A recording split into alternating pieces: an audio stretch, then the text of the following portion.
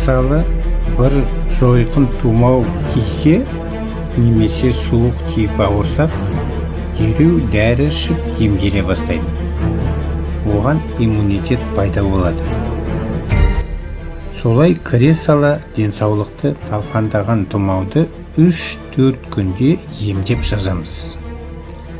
Ал СПИД тағы да басқа сияқты вирустар кірсе, оны ұзақ жылдар біле алмаймыз.